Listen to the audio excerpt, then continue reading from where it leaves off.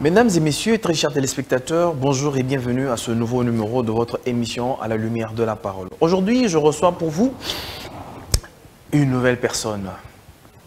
Avec lui, nous allons parler d'un sujet qui aujourd'hui est un peu particulier. Si je peux dire tout simplement que ce numéro est un numéro particulier. Je reçois pour vous l'apôtre industriel Awanga Soanou. C'est un homme de Dieu béninois qui nous vient aujourd'hui sur le plateau de Congo Buzz Télévision. Alors, il a une école de Moïse Zénith Camon qui enseigne au niveau de l'IMT Première Rue. Nous allons devoir vous donner l'adresse tout au long de cette émission. Alors, je dis bonjour et bienvenue, apôtre. Merci, monsieur Jules. Comment allez-vous? Non, je vais très bien, je me porte bien. Nous sommes très contents que vous soyez venu aujourd'hui sur le plateau de Congo Buzz Télévision. Je suis venu Télévision. te voir aussi.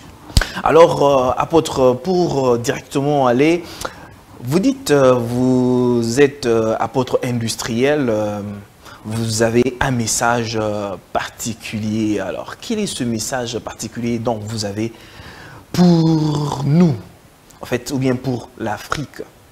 Oui, c'est pour... Merci beaucoup d'abord pour cet accueil. Ok. Et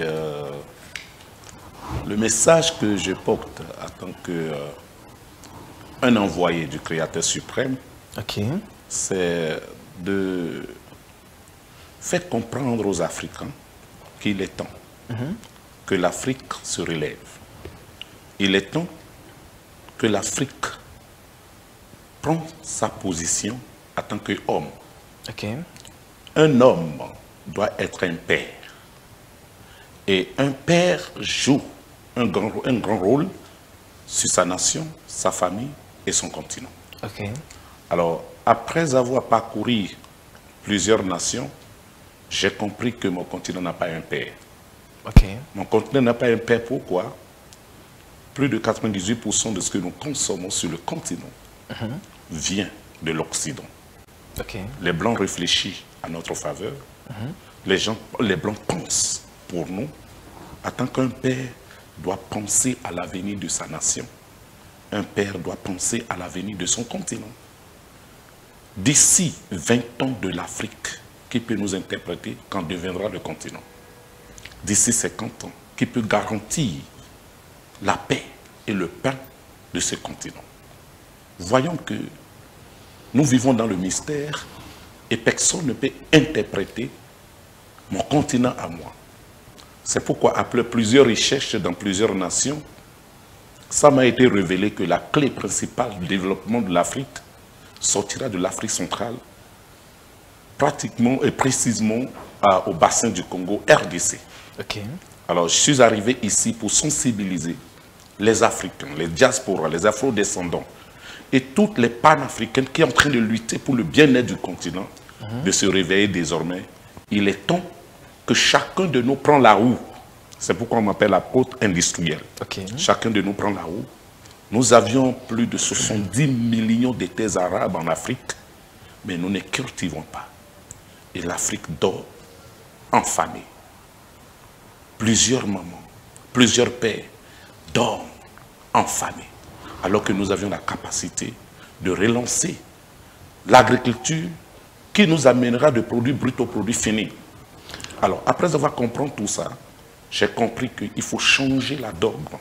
Ce dogme, c'est de lancer maintenant comment nourrir mon peuple, comment faire savoir à l'Afrique que c'est à travers la nourriture que l'homme devient intelligent.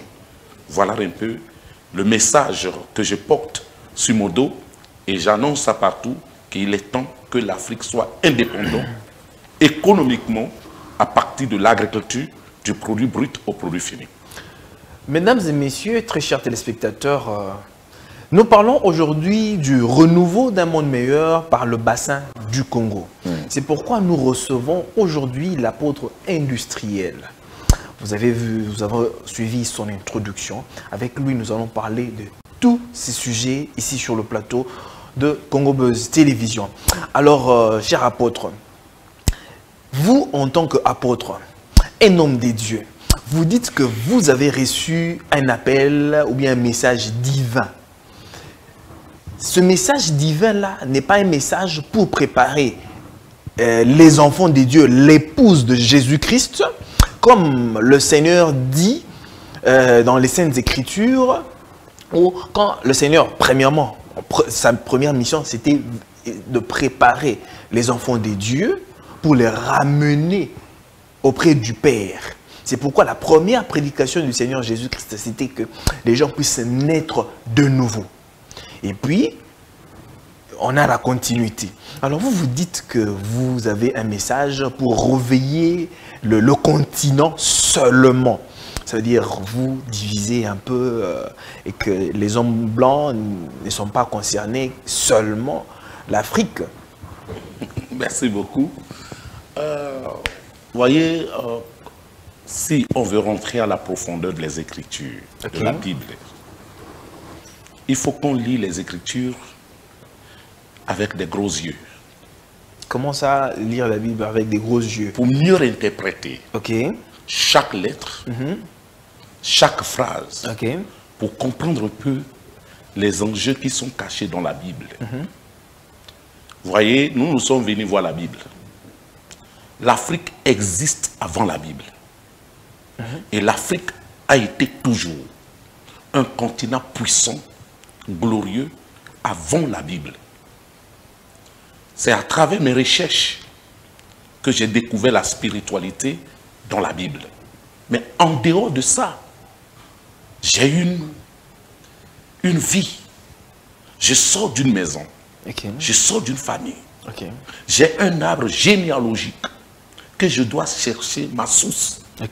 D'où est-ce que je sors et d'où est-ce que je suis en train de partir.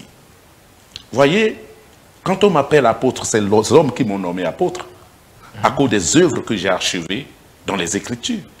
Après avoir parcouru plusieurs églises, baptisé plus de 30 pasteurs ou 32 pasteurs qui ont leurs églises aujourd'hui, qui fonctionnent, qui prient. Alors, les mêmes situations demeurent les mêmes. Nous prêchons pour aller au ciel. Nous prêchons, préparez-vous. Comme nous disons, je l'ai fait d'ailleurs. Ne faisons rien. Fixons le regard au ciel. Jésus-Christ va arriver très bientôt. Et cette prédication a envahi l'Afrique tout entière. Surtout l'Afrique noire, le bassin du Congo, l'Afrique de l'Ouest, une partie de l'Afrique australe. Cette prédication que nous avions apportée depuis l'indépendance, plus de 60 ans aujourd'hui, les hommes qui sont en train d'analyser ces gens de parole en train de voir que l'époux que nous attendons en tant que l'épouse de l'Église, l'époux que nous attendons ne vient pas. Donc, c'est comme les 10 vierges, vous êtes assoupirés, vous êtes fatigués. Je ne suis pas fatigué. En entendant que moi j'attends l'époux de venir, je laisse ma terre dans la main de l'Occident. Je laisse mon peuple dans la main de la souffrance. L'État africain s'est initié dans le plan occidental. Et du coup, les pasteurs qui devaient sonder profondément la Bible, en tant que nous, les prédicateurs, pour révéler la pensée de cette Bible-là, que chaque Africain, chaque prédicateur est lié seulement là. Jésus-Christ arrive très bientôt, abandonnez tout et fixez vos regards au ciel. Alors que la terre-mère, en train de traverser la guerre, la pandémie, les problèmes, tout ce que nous consommons vient des autres. Qui nous a donné cette parole? C'est eux qui nous ont écrit la Bible. Avant de comprendre la Bible, en tant qu'un pasteur ou un apôtre, il faut d'abord étudier la Torah. Ou pas, il faut chercher à comprendre la langue de la Bible, comme les Arabes le font, comme l'Islam le font. Pour devenir un imam, il faut étudier d'abord le Coran. Il y a une question qui me vient directement, apôtre. Croyez-vous en la totalité de la parole de Dieu? Totalement. Ok, totalement. Totalement. Vous croyez que c'est poussé par le Saint-Esprit que les hommes ont écrit de la part de Dieu? Quels sont des hommes qui ont écrit de la part de Yahweh? Mais répondez d'abord à ma question. Êtes-vous d'accord que poussé par le Saint-Esprit que les hommes ont écrit de la part de Dieu? Les hommes qui ont écrit de la part de Yahweh sont lesquels? Nous avons les Moïse qui ont écrit de la part de Dieu. Moïse est né d'où? Moïse vient d'où? Il faudrait maintenant faire une étude de ces personnalités-là. Exactement. avant d'être serviteur et porter une bonne nouvelle à l'humanité, toi qui es le porteur de la parole, rentre à la profondeur quand même pour chercher les arguments solides que tu vas présenter devant le peuple. Moïse est né en Égypte. Moïse est grandi dans la maison des Égyptiens, dans la maison de Pharaon. Les Écritures disent qu'à l'époque de Moïse, l'Égypte était puissant, redoutable et fort. Moïse a appris dans les hiéroglyphes pour nous révéler la pensée du Créateur. Qui est Moïse? Moïse, c'est mon frère. Avant que Moïse ne vienne sur terre, moi j'étais puissant. Mes ancêtres étaient puissants. Pharaon était puissant. Vous savez, c'est pourquoi, si vous rentrez dans la profondeur de la Bible, ceux qui ont écrit la Bible d'aujourd'hui font allusion à l'Égypte. Pourquoi? Jésus-Christ que vous parlez, après sa naissance, sa mère l'a pris pour aller en Égypte. Cet homme a grandi en Égypte. Il s'est initié dans la profondeur de la haute spiritualité. C'est pourquoi il n'est pas seulement le roi ou le sacrificateur, il porte les deux titres. Alors que dans le monde entier, ce n'est qu'en Afrique qu'on parle de la prêtrise et en Afrique qu'on parle de la royauté. Donc, révélation, Apocalypse nous montre, Apocalypse 5, 10 nous révèle la pensée du Créateur. Donc, quand Jésus annonce la bonne nouvelle, qu'est-ce qu'il dit? Le royaume de mon Père est proche. Donc, quand on dit le royaume du Créateur est proche, qu'est-ce que cela veut dire? Vous êtes des rois qui devaient d'abord avoir la domination sur terre. Mais quand le Christ s'adresse, il s'adresse seulement en Afrique ou bien il s'adresse au monde entier? Il est le sauveur de l'humanité. Évidemment. Quand il s'adresse à l'humain. Ok. Toutes les races. Ok. Parce que sa parole doit arriver à ramener l'humanité dans un seul esprit, de connaître qui est le Père. Chaque fois que Jésus-Christ parle de la parole, il fait allusion à son Père. Mon Père m'a envoyé. Il n'a jamais révélé qui est ce Père. Et celui qui parle du Père, c'est-à-dire le Père n'est pas invisible. Le Père est également physique. Quand je parle de ton Père est visible, je crois. Évidemment. Donc, si il dit, je suis venu en tant que Dieu, en tant que le créateur de tout et de tous, je vais tout faire. Les gens lui poseront la question, qui t'a envoyé? Alors, effectivement, il fait allusion à son Père. Son Père qui l'a envoyé, c'est qui est ce Père? C'est là où les Africains doivent rentrer en disant, il parle de quel Père? Parce que la Grèce que nous parlons aujourd'hui, tous les anciens qui ont parlé de la haute spiritualité aujourd'hui, sont partis apprendre dans l'Égypte. Jésus-Christ est parti à l'intérieur de l'Égypte pour apprendre la haute spiritualité que le Père a révélée au monde. Jésus-Christ, vous dites que Jésus-Christ... Je te dis la vérité. Jésus-Christ est allé apprendre la haute spiritualité. En Égypte. En Égypte. Pourquoi?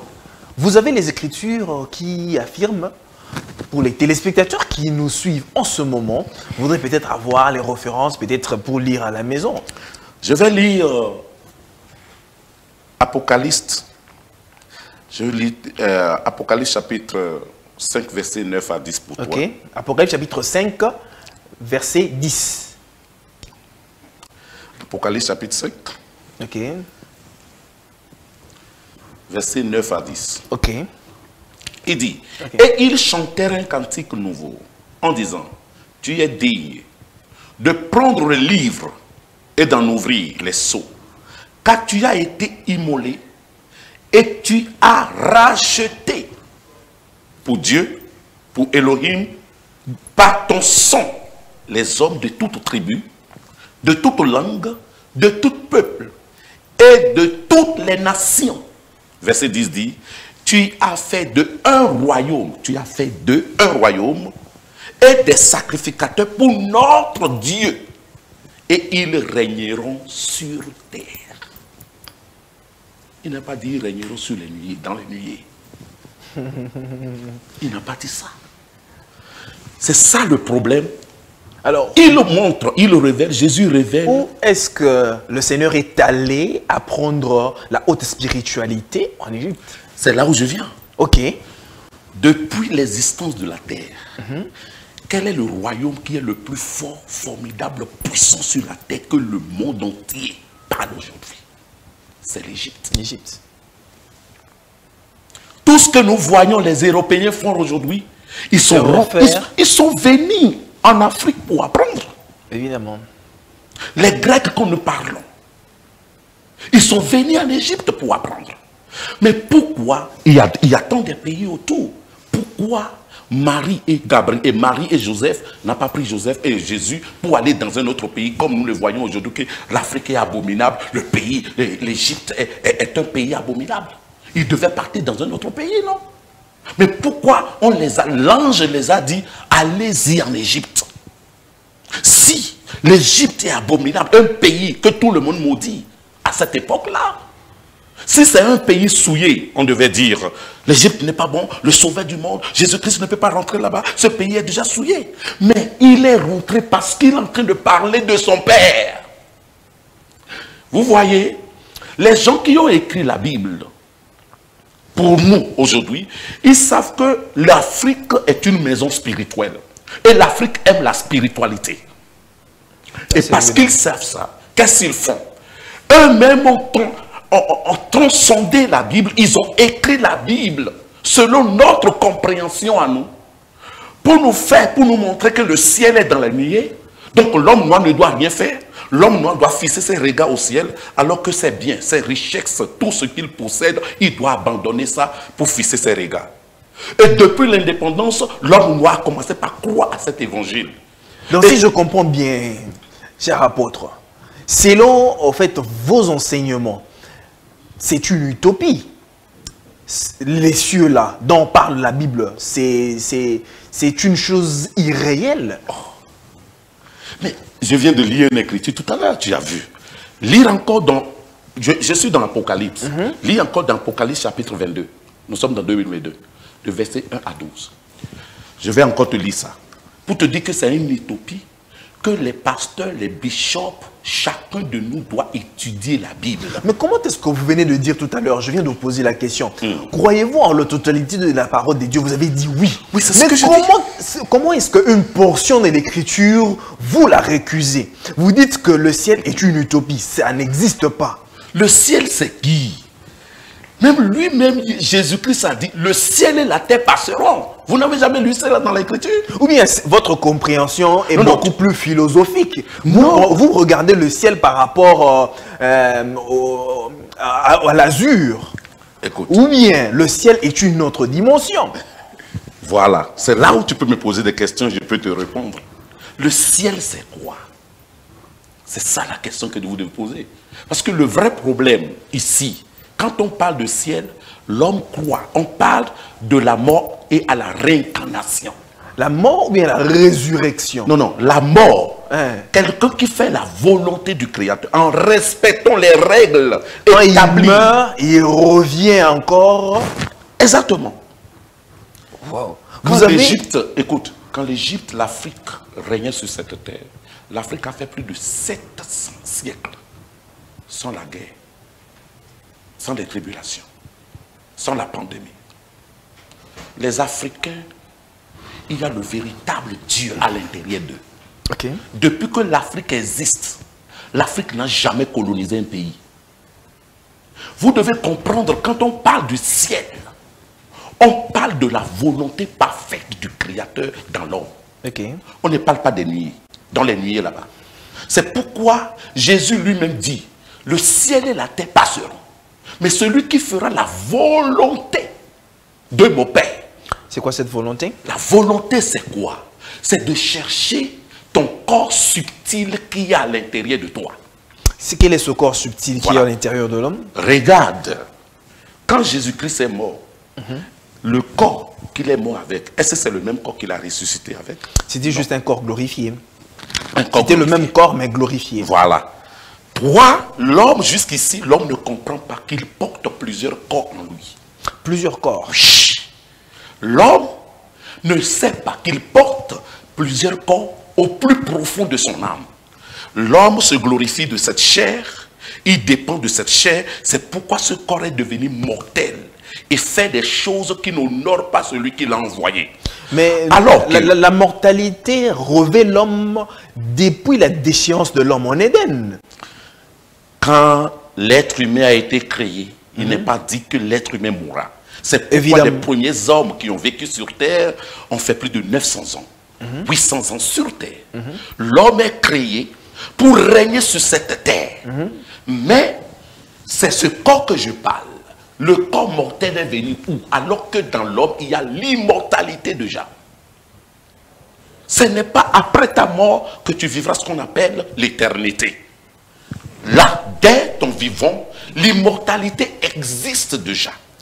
Le vrai problème, c'est que nous qui portons la chair aujourd'hui, nous sommes inconscients de la divinité. Nous aimons la spiritualité, mais nous ne voulons pas pratiquer la haute spiritualité dans ce même corps.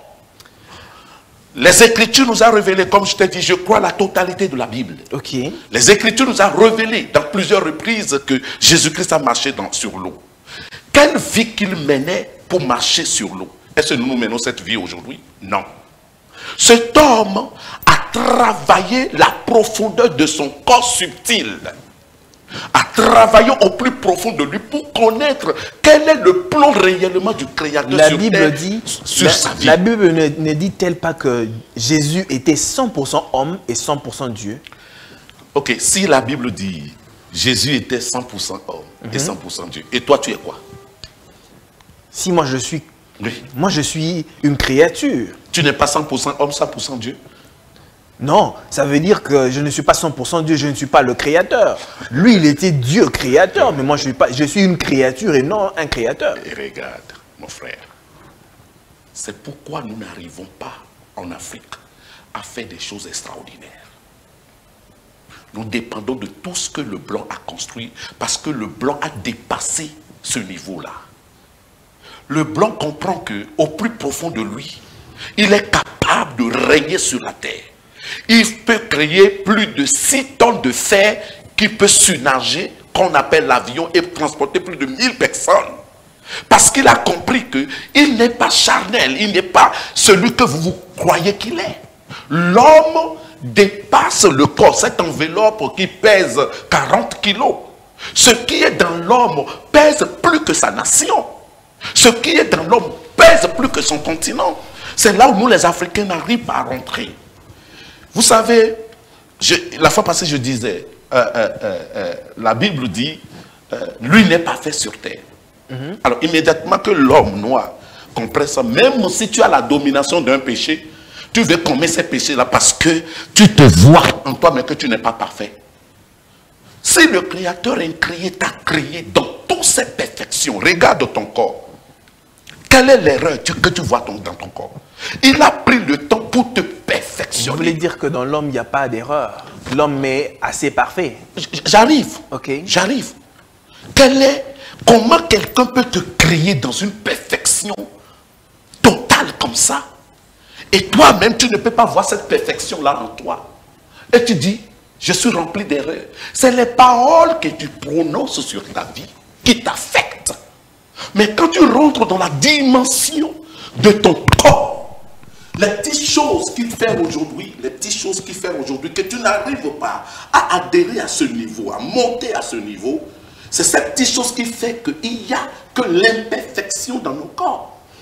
Alors, apôtre, Ça dérange?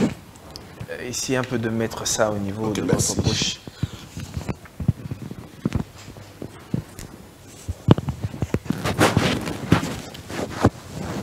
Ça peut aller?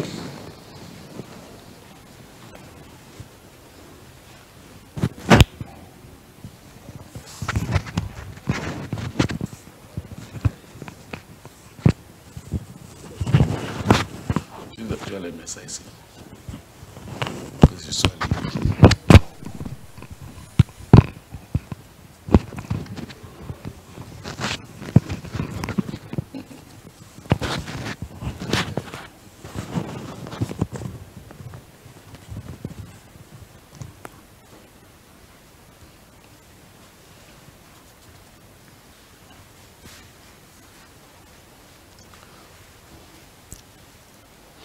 Alors, apôtre, en quoi votre approche est différente d'autres religions? Parce que vous dites que vous avez un message divin. Alors, d'autres églises diront aussi qu'ils ont un message particulier et un appel de Dieu pour le peuple de Dieu. Alors, en quoi êtes-vous, votre message est-il différent des autres religions, mais des autres pasteurs, des hommes de Dieu? Ce que moi j'enseigne la résurrection. Quelle résurrection? La résurrection carrément de l'homme noir. Non, la résurrection de Hamashia. La résurrection de Yehoshua. La résurrection de Hamashia. Qui est Hamashia? Voilà. Hamashia qu'on a interprété Christ. Ok. Mais Christ est déjà ressuscité. Voilà, c'est ce que j'enseigne. Ok. C'est ce que l'Église Et l'Église n'enseigne pas ça. L'Église enseigne la mort. C'est-à-dire, après la mort, c'est là où l'homme doit ressusciter. Ils enseignent la mort, l'ensevelissement et puis la résurrection. Si nous devons enseigner l'Église, l'Église devait rentrer dans des enseignements profonds de l'esprit. Ok. Parce que celui qui fait 30 ans à l'Église, 25 ans à l'Église, 20 ans à l'Église, continue à confesser les mêmes péchés qu'il a commencé depuis 20 ans, il y a une erreur quelque part. Même toi qui es parti à l'école, jusqu'à l'université, c'est pour perfectionner. Alors, quand tu commences l'église, tu es baptisé. Baptisé, tu parles la langue. Et on t'enseigne maintenant la doctrine de la sainteté, la pureté, mais tu n'as pas la force pour vaincre ce péché-là, pour rentrer dans le monde de la pureté, pour connaître ce qui se passe dans ta nation et défendre ta nation, apporter le message qu'il faut pour le Congo, afin que par ta vie, le Congo vive une vie de la résurrection. Et tu es là, tu dis après la mort c'est la résurrection, c'est-à-dire la résurrection de Christ n'a rien à faire avec toi. Si il était ressuscité d'entre les morts, et la Bible l'a témoigné ça, c'est pour qu'on ne vit plus la vie de la mort. Nous avions transcendé la mort à la résurrection, c'est-à-dire je dois vivre une vie de la résurrection en moi, parce que je comprends quelque chose. Vivre la vie de la résurrection ne veut pas dire que vous ne broncherez plus jamais. Ne veut pas dire quoi? Vivre la vie de la résurrection ne veut pas dire que vous ne broncherez plus jamais. Vous ne commettrez plus d'erreurs dans votre vie. C'est ça le vrai problème de l'homme. L'homme aime tellement cette enveloppe-là qu'on appelle la chair, et il ne veut pas vivre au-delà de la chair. Cette enveloppe que je viens de dire tout à l'heure pèse combien? Ton corps pèse combien? Ça devant. Jusqu'à aujourd'hui, nous avions plus de 300 universités, s'il te plaît, en Afrique. Quel ingénieur qui est déjà sorti dans notre ère pour dire j'ai inventé la voiture, les avions et tout ça? Personne. Parce que nous croyons que l'éducation, l'université que nous partons, c'est ça qui va nous donner la technologie moderne. Non. C'est l'esprit dans l'homme qui revêt des choses cachées à l'homme. L'Église est venue pour rentrer dans la profondeur de la pensée de Christ. Évidemment, l'Église est venue pour préparer l'épouse de Jésus-Christ à l'enlèvement. Ou bien l'Église est venue pour amener les gens à travailler. Le problème, c'est celui-là. Depuis que nous parlons de l'enlèvement de Christ, qu'est-ce que l'Afrique est devenue? Je suis africain. Mon continent est devenu quoi? La guerre ne finit pas. Si je les Blancs continuent à piller mon continent. Si je comprends bien, apôtre, il faudrait carrément mettre terme à ce genre de prédications dans nos églises. Non, je ne dis pas non. Je dis aux serviteurs, je dis aux hommes de Dieu de prendre la parole dans une autre dimension. Mon peuple ne peut pas être dans la souffrance. Mon peuple est à pied. Mon peuple est en train de pleurer. Et tu me dis de continuer à dire, ne vous en faites pas, vous allez partir au ciel. Alors que j'ai des terres à cultiver. J'ai des choses à faire pour que ce peuple, qu'est-ce qu'il amène le péché? Toi, tu n'as pas mangé depuis le matin jusqu'au soir. Et tu as quelqu'un, tu as 10 000 francs congolais là-bas. Même si je ne te vole pas, peu importe ta sainteté, tu vas aller voler ça. Le ventre affamé n'a pas d'oreille. Non, si la parole que vous prêchez dans les églises matin, midi, soir, cette personne ayant Christ en lui ne peut pas, même s'il est en manque, même s'il n'a rien à mettre sous la dent, il ne volera pas. Ça, Il ne volera pas. Cette dimension n'est pas encore arrivée chez nous. Non, la dimension n'est pas arrivée chez nous. Pourquoi? Parce que nous, je n'accuse personne, nous les prédicateurs, nous-mêmes, nous n'avions pas à mesure de monter sur les mêmes pieds égaux avec Jésus-Christ de Nazareth. C'est que vous-même, vous n'êtes pas sérieux. C'est ce que je suis en train de dire. Je ne dis pas que je suis sérieux. Je suis en train de dire, c'est pourquoi j'ai réfléchi autrement. Qu'est-ce que je dis par là? Avant que Jésus-Christ soit pour annoncer le message, la bonne nouvelle, il préside le jour. Il connaît ce qui arrivera à la suite des temps. Un homme de Dieu baptisé avec un grand titre est capable de connaître exactement la souffrance du Congo, vrai ou faux. De connaître la souffrance de son pays. Quand un homme de Dieu sort pour parler, c'est tout un oracle qui est en train d'annoncer ce qui arrivera à la suite des temps. Qui connaît ce qui arrivera dans 2 ans, bientôt les élections? Qui connaît ça? Personne. Alors que la chose que l'auteur de vie nous a révélée, Jésus nous a révélé, qu'est-ce qu'il a révélé? C'est Jésus, que nous ne voulons même pas connaître la profondeur de son nom authentique. Le nom authentique, quel est ce nom qu'il a porté quand il a œuvré sur la terre? Personne ne veut savoir ça. Nous savons aujourd'hui, nous qui sommes en train de faire des recherches, que c'est le fils de Constantin, en romain, là qu'on a pris pour donner le nom de Jésus. Alors que le vrai nom devait être Yehoshua HaMashiach, que l'église ne veut même pas écouter ça. L'église a dit non, non, non. Ce nom, on a laissé Nebuchadnezzar dans la Bible, on a laissé les grands noms qui sont compliqués dans la Bible, mais l'unique nom qui est le sauveur de l'humanité, on change cet nom-là. Donc, il ne faudrait même pas citer Dieu ou bien Jésus-Christ. Tout ce nom, nous savons que ça sort de Torah. Yahweh Elohim, c'est le nom que le Créateur portait dans le livre de Torah. Donc, on n'a pas parlé dans le Torah, on n'a pas parlé de Dieu. Ils n'ont rien dit. Donc, qu'est-ce que je dis par là? C'est des recherches, ce n'est pas ce que je veux prêcher où j'ai reçu 2 révélations, je deviens pasteur. Malheureusement, c'est ce que nous sommes aujourd'hui. Quand une seule révélation vient, le Seigneur m'a parlé, tu commences par prophétiser et que tu commences par créer ton église. C'est ce qui a fait aujourd'hui l'église. L'Afrique a plus de 10 millions d'églises sur terre, mais rien ne marche en Afrique. Qu'est-ce que je voulais dire, mon frère?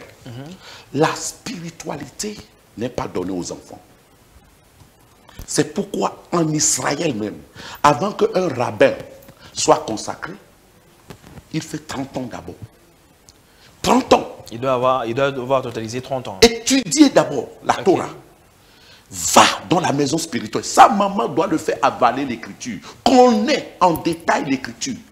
Jusqu'à 30 ans. Après 30 ans, on l'amène dans la synagogue. Après avoir le consacré, 40 ans après, c'est là où le rabbin peut parler de la part du Créateur. Qu'est-ce que nous allons faire aujourd'hui? Donc, c'est ce que vous voulez instituer dans les églises aujourd'hui. Non, je ne veux pas instituer, mais l'Afrique a un problème. Vous prenez cet exemple-là des temps anciens. Mais c'est là où nous sortons, non? Nous sortons de là-bas. Quel est le modèle, selon vous, au fait, en tant que serviteur de Dieu, ou bien serviteur de HaMashiach, tel que vous le dites là?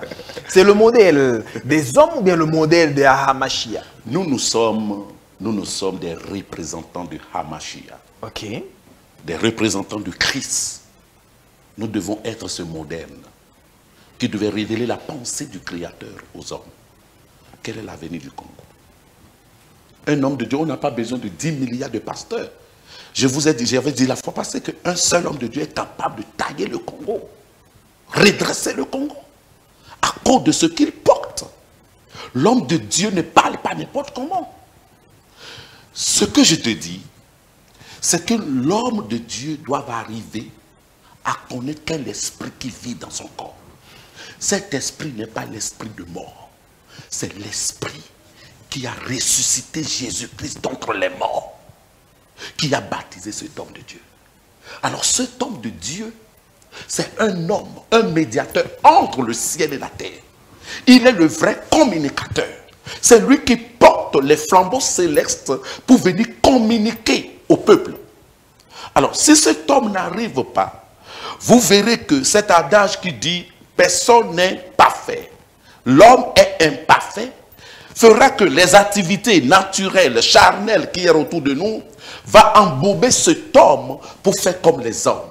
C'est là où, aujourd'hui, vous verrez que l'Afrique est en train de souffrir depuis longtemps. Ces souffrances ne finissent pas parce que celui qui va arrêter ces souffrances pour voir que ce n'est pas la dimension de la religion. Ça doit être l'homme. Ce n'est pas la dimension de la religion, écoute d'abord, ce n'est pas la dimension de la religion qui fera que l'Afrique soit sauvée. Parce que l'homme spirituel, au fur et à mesure quand tu montes, tu verras que ce n'est pas le problème du christianisme, ni le problème d'islam, ni le problème de judaïté, ni bouddhiste. C'est le problème de la hauteur de spiritualité. Parce que quand un homme commence à monter dans les dimensions, il porte l'humanité en lui. Il porte l'humanité en lui. L'amour du peuple devient plus fort que lui. Les douleurs du peuple deviennent plus fortes que lui. Alors, il ne vit plus pour lui, il vit pour le peuple. Si l'Afrique a plus de 1,400 milliards de population sur Terre, cet homme a la capacité de porter les 1,400 millions dans son esprit. De là, du coup, tu verras que l'amour inconditionnel, l'amour qui n'a pas de frontières. Mais qu'est-ce que nous faisons aujourd'hui? Tu vas voir 4 églises sur la même rue. Mais le pasteur ne parle pas avec l'autre. L'autre pasteur ne parle pas avec l'autre parce que l'autre a pris son brebis. C'est ce que nous vivons, non? Dis-moi, est-ce que ça, c'est la spiritualité, mon frère? Alors, apôtre, nous allons évoluer. Vous dites que vous êtes un porteur d'un message du renouveau du bassin du Congo. Alors, pourquoi le choix a été fait en RDC? Merci beaucoup. Après tant de recherches sur le continent, comme j'ai dit au début, j'ai commencé par voyager pour connaître mon continent. Les hommes prient beaucoup, mais rien ne marche. Nos présidents, la route qui côtera seulement de Caire à Cap devient difficile. Nous portons toutes les premières matières de la terre. J'ai dit, mais ça ne va pas, tu vas à l'église. Ce n'est que les pauvres qui ont rempli peut-être 1% qui sont bénis de la grâce du pasteur. Et on m'appelle de faire les mêmes choses. Je dis, mais il faut que je fasse des recherches. C'est ces recherches qui m'ont poussé de voyager pendant plusieurs nations, à pied, pour connaître pourquoi ça ne va pas dans mon continent. Et qu'avez-vous trouvé? Et après avoir reparti, après avoir allé siéger à Cap-Town, j'ai une grande église à Cap-Town. Alors les mêmes choses, c'est moi qui ai plus de 4 voitures, une maison bien embellie, c'est moi qui mange bien. Mais quand je suis avec la voiture, je vois un peuple, un Africain, qui n'a rien mangé, qui pleure. Je dis, mais ça c'est quoi ça? Ce n'est pas la même chose que je refuse là que je suis en train de faire. C'est moi qu'on m'apporte la dîme, c'est moi qui bénéficie du tout. Mais celui qui est dans la rue n'a rien mangé. Mais Luc 9 nous révèle que Jésus-Christ lui-même dans la Bible a prêché l'évangile pendant 3 jours. Et le peuple a enfamé. Il dit aux disciples, mais ce peuple a resté 3 jours avec nous. Ils n'ont rien mangé là. Donnez-le vous-même à manger. Et le peuple dit, mais même s'il y a un boulanger ici, c'est impossible de manger, de nourrir ce peuple. Du coup, un petit garçon passait. Et ce petit garçon portait 2 pains et 5 poissons. Il a pris, il a rendu grâce. Et en donnant à ses disciples plus de 5000 hommes à manger, sans compter des femmes et des enfants. Est-ce que c'est moi qui ne comprends pas l'évangile? Moi seul, je mange. Et je ne multiplie pas ce qui est dans ma main pour nourrir ma nation, pour venir au secours à ma nation. Pourquoi pas vous, en tant que les hommes de Dieu, avec tous les avoirs que vous avez, ne pas créer des entreprises et puis engager ces gens-là, les mettre, les caser quelque part? Voilà. C'est là où je suis en train de venir avec un nouveau parole. Parce que la première parole qui est venue, rester comme ça et aller au ciel. Maintenant, tout le monde est fatigué de partir au ciel. Tout le monde est fatigué. Je t'assure que si Jésus-Christ... Il y a une portion de l'Écriture où il est dit que l'homme doit manger et il doit travailler pour que l'homme puisse manger. D'ailleurs, en Genèse, Dieu dit, l'homme mangera la sueur de son front. Cette portion d'écriture-là, vous les prédicateurs, vous ne les prenez pas. Vous prenez plutôt une portion d'écriture qui vous plaise. Ce qui fait que les enfants de Dieu dans les églises sont tels quels. C'est ce qui a fait aujourd'hui que nous sommes devenus des escrocs. Ah, heureusement que vous avez compris ça et accepté. Nous sommes devenus des voleurs. Okay. Nous sommes devenus des escrocs. Des jouisseurs. Je veux te dire quelque chose. Les pasteurs sont devenus comme des politiciens, des Quand jouisseurs. je suis arrivé, la première des choses que l'auteur de vie m'a dit, quand il m'a dit, c'est l'Afrique centrale qui a la solution de tout problème. J'ai dit, l'Afrique centrale, comment ça? Il dit, pour te répondre à ce sujet, va en Afrique centrale. Je te répondrai là-bas. Je suis venu en Afrique centrale. J'ai fait le travail que j'ai fait. Un jour dans l'église, j'avais plus de 700 personnes dans l'église. L'église bâtie. Là, en Afrique du Sud. Non, non, non. Je parle quand je suis revenu ici, quand j'ai écouté la voix. Je parle de Congo-Brazzaville. Ok. Votre église à vous. Mon église. Ok. Alors. Plus de 7000 personnes. 700. 700 personnes. Qu'est-ce qui s'est passé? Un jour, j'ai écouté la voix, va et industrialise l'Afrique par l'agriculture. Moi, j'ai négocié les terres rapidement, j'ai eu 25 hectares de maïs, 20 hectares de manioc. J'ai payé, j'avais l'argent, j'ai payé, je croyais que l'agriculture c'est normal, maintenant je vais commencer. Mais les tubercules sont bien sortis. Mais à la fin, je n'ai rien trouvé. Le bénéfice. Je dis, mais qu'est-ce qui se passe? Pourquoi vous n'avez pas eu le bénéfice? Là où j'écoute la voix en disant, un corps souillé ne peut pas travailler la terre. Si vous savez la lutte que nos chefs d'État, les ministres, sont en train de faire pour cultiver la terre pendant plusieurs années, et ils n'arrivent pas à réussir. Encore, vous voulez dire que c'est un problème spirituel? Mais c'est la souillure. Vous ne comprenez pas que les 4 éléments de la nature ont des esprits. La terre que tu marches a des esprits. Le vent a un esprit. Le soleil qui brille sur ta tête a un esprit. Apôtre, vous dites que... Maintenant, je viens. Je ne veux pas vous interrompre. Vous dites que l'Afrique a un problème spirituel. Et ce qui fait que l'Afrique n'émerge pas. Je te dis. Qu'en est-il alors de l'Occident? Tous ces pays-là, eux, il n'y a pas de péché là-bas. Comme aujourd'hui, on parle de la Russie, tout le blé doit venir de la Russie ou de l'Ukraine. Là-bas, c'est clean, en fait, c'est propre. Vous savez, l'Afrique est le jardin d'Éden. Le bassin du Congo est le jardin d'Éden. L'Africain est semblable à Dieu. Créons l'être humain à notre image. C'est nous que le Créateur a créé. Vous risquerez de dire bien, comme une thèse qui dit Dieu est noir, Dieu est africain. Mais nous sommes en train d'aller, non? Le monde est en train d'avancer, vous verrez bien ce que je suis en train de dire. Ce que je voulais dire par l'agriculture, je reviendrai là. Le Créateur, je te donne une réponse rapidement pour ne pas oublier. Vous voyez, le soleil qui a été créé par exemple, est-ce qu'il a été créé par la fausseté? Non. La terre a été créée par le vol? Non. Tout ce que l'auteur de vie a créé jusqu'aujourd'hui est encore original. N'est-ce pas? Oui, évidemment. Voilà. L'Europe est construite sur le vol, le pillage. Donc je ne peux pas regarder l'Europe comme une belle ville, comme je vois là. Vous avez photocopié les choses et même là-bas. Mettez vos villages ici. Je ne peux pas regarder la beauté de l'Europe en disant que l'Europe est en train d'aller de l'avant. L'Europe a commencé par régner depuis combien de siècles? Peut-être 16e siècle qu'il a commencé son règne. Je viens de dire, l'Égypte a régné pendant 1000 ans. L'équilibre total, pas le sang, pas la guerre. Nous sommes des dieux. Et c'est ce que je voulais faire révéler aux apôtres, à tout le monde. Parce que quand tu changes le pouvoir, la dimension du corps, et tu commences par vivre dans ta conscience. Parce que notre vrai problème aujourd'hui, l'homme noir est inconscient. Tu ne sais pas quel temps il est. Tu ne sais pas quelle année que tu es. Tu utilises le calendrier des autres pour vivre. Tu utilises le nom Jules, qui n'est pas ton nom authentique. Donc, le nom européen, on a ajouté Jules sur toi. En fait que l'Europe, tu deviens la télécommande. La télécommande des Européens pour plier les boutons. En fait que toi, tu danses à leur rythme. C'est ce que nous vivons en Afrique. Alors que le jour que l'Afrique va se réveiller dans sa propre conscience, C'est là où il connaîtra ton temps. On est dans quel temps? On est dans quel moment? La Bible, quand nous a révélé, la Bible est venue pour nous ouvrir des yeux, pour que nous nous rentrons dans notre authenticité.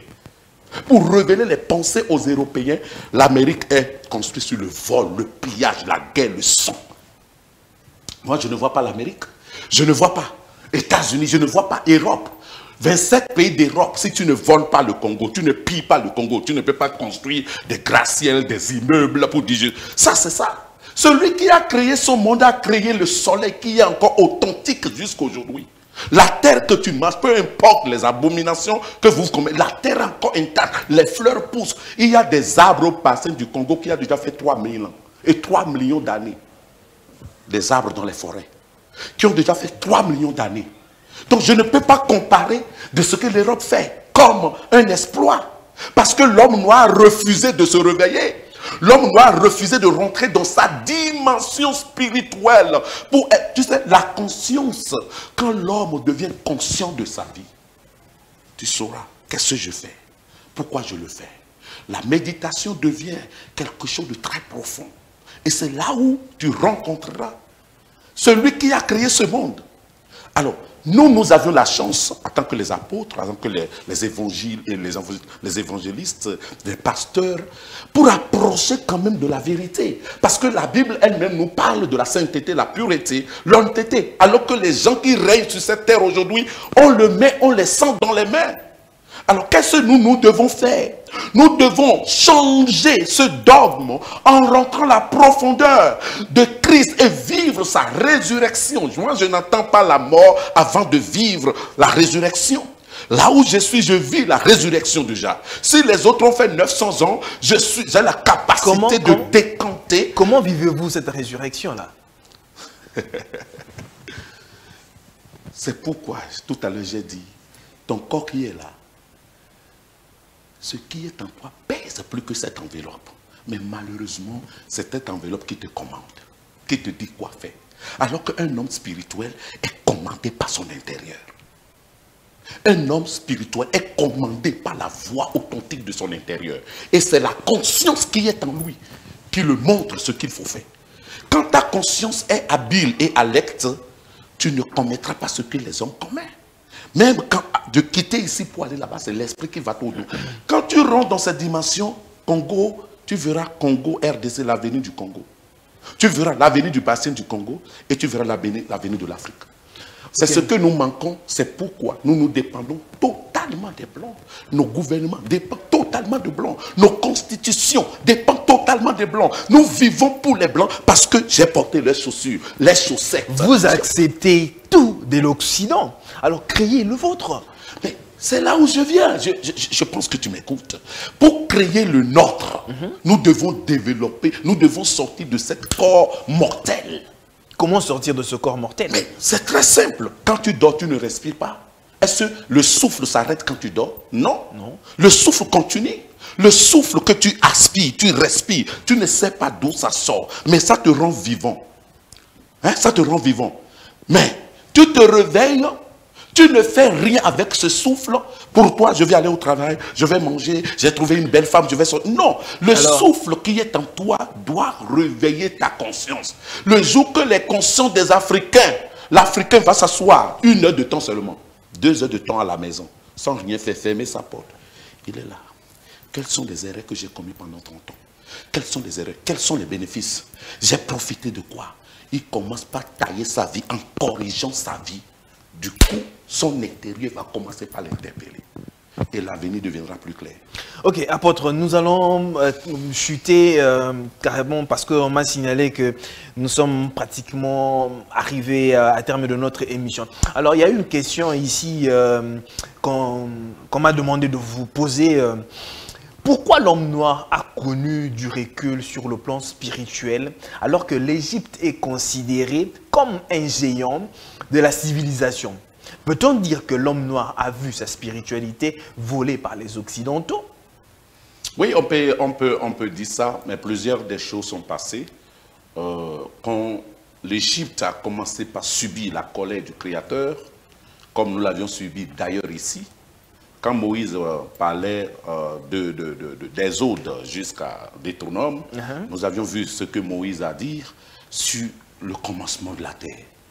Il a parlé dans Genèse comment la terre a commencé, comment le soleil a commencé. Mais Moïse faisait allusion au bassin du Congo, chez toi, l'Afrique centrale. Moi, je ne suis pas en RDC parce que mon pays là-bas, il y a la guerre. Je suis en RDC parce que vous avez une vision. Je suis en RDC parce que c'est la terre de mes ancêtres. Toute humanité est sortie d'ici. En RDC? En RDC. Il est la terre. Ça c'est merveilleux. C'est pourquoi je suis venu ici. Je peux rester chez moi. J'ai grandi au Ghana, l'Afrique du Sud. J'ai le visa. Je peux aller m'installer à cause de la beauté. Je n'ai pas besoin de la beauté. J'ai besoin de mes terres. Ici, c'est chez moi. Apôtre, vous n'êtes peut-être pas un révolutionnaire. Plus qu'un révolutionnaire. Plus qu'un révolutionnaire. Plus qu'un révolutionnaire. Mais Kadhafi a essayé de se révolutionner, mais on l'a zigoué. Hein. Il n'a pas tenu longtemps. Mais c'est pourquoi jusqu'à aujourd'hui, on n'a pas des hommes comme des Thomas Sankara. On n'a pas des hommes comme des Thomas Sankara, des Roland, les Patrick Lumumba dans notre pays. On n'a que des gens qui bavardent seulement, mais personne ne peut se lever et faire des choses que Kémy Séba est en train de faire. Nous bavardons seulement. Kémy Séba a aussi un niveau de spiritualité. Kémy Séba défend. Eh bien, il est beaucoup plus dans la morale. Non, il est dans la morale. Et cette morale le porte plus des souffrances de ce que son peuple vit. Son continent vit. Et c'est ça un homme spirituel au fait. Parce qu'un homme spirituel dépasse son territoire. Il devait parler du Bénin seulement, c'est fini. Mais un homme spirituel n'a pas de frontières. Un homme spirituel voit plus loin que ça. Alors, quand tu parles de l'Égypte, les valeurs spirituelles que nous portons hier qui a été volée, qu'est-ce qui s'est passé? L'auteur de vie était en colère, comme j'ai dit. Hier, c'était le Congo, le grand Congo. Congo était une nation puissante. Congo a commencé tout. Les grands hommes venaient ici. C'est pourquoi, allez-y, géographiquement, vous allez voir, le Nil a commencé par ici. C'est nos pères qui ont passé par ici pour aller à l'Égypte. Okay. Alors, le Congo, ce que l'Égypte, que les Européens ont volé aujourd'hui, ils ont fait contrefaçon. Parce que l'esprit connaît son corps. Un Africain, là où tu es pacifique. Pour prendre le couteau et égorger quelqu'un comme ça, c'est difficile. Pour tirer sur quelqu'un, c'est difficile à cause de l'argent. Mais c'est la famine qui a fait que l'Afrique est devenue violente. Alors, Yehoshua HaMashiach nous a donné la clé d'apporter une bonne nouvelle à son peuple. Quelle est la bonne nouvelle? Dit aux Africains, vous êtes des rois. Apôtre que je porte, c'est une abomination. Je suis roi. Pourquoi? Le roi des rois ne peut pas donner la vie à un apôtre. L'apôtre, c'est les Grecs qui m'ont donné. Un roi. Alors pourquoi si moi je représente... Pourquoi acceptez-vous ce titre-là d'apôtre? Voilà.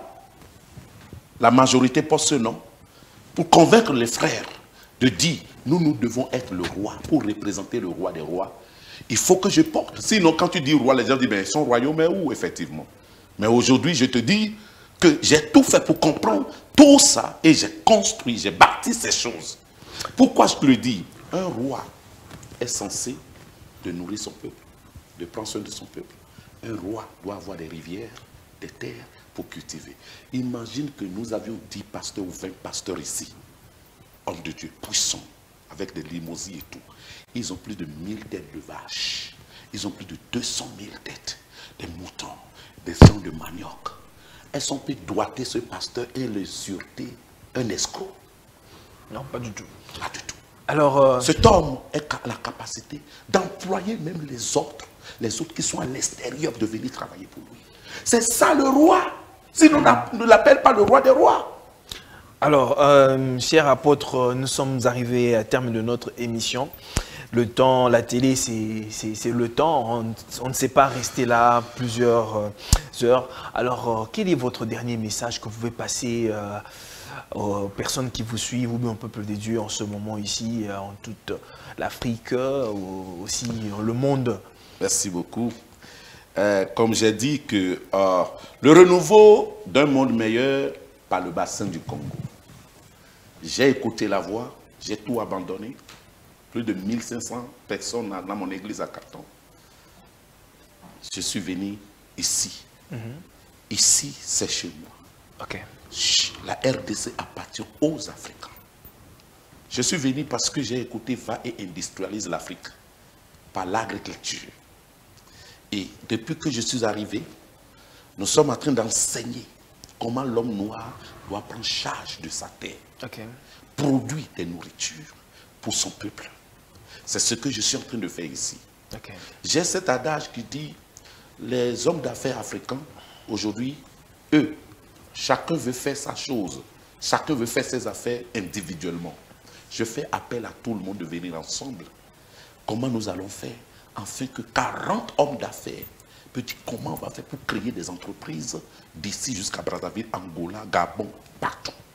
Ça nous permettra de commencer par réfléchir. Au lieu d'attendre les Blancs de venir créer notre route, nous pouvons relever une économie puissante pour que l'Afrique aussi commence par faire quelque chose. Donc ça, c'est le message que j'ai porté, j'ai amené ici en RDC. D'accord. Alors, vous pouvez donner votre adresse pour les personnes qui voudraient peut-être venir ou bien vous voir, ou bien un contact. Oui, je suis sur Limité 1er rue, avenue Charpentier numéro 12, référence Hôtel Founan.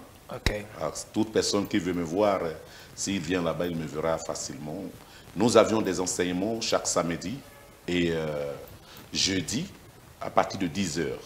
Si quelqu'un veut venir, il est libre de venir approfondir comment nous allons faire pour relever ce grand défi. Alors mon numéro c'est 082 923 63 59. Reprenez. 082 923 63 59. D'accord. Mesdames et messieurs, très chers téléspectateurs, vous avez compris que nous sommes arrivés à terme de notre émission. C'était mon show. Seulement, c'est parce que c'est pourquoi je disais dans mon prélude que c'était un numéro beaucoup plus particulier. Parce que je recevais pour vous l'apôtre industriel, l'apôtre Sowanu Awanga. Alors, avec lui, nous avons parlé de ce sujet, vous avez compris. Pour le reste, je dis au revoir et à la prochaine.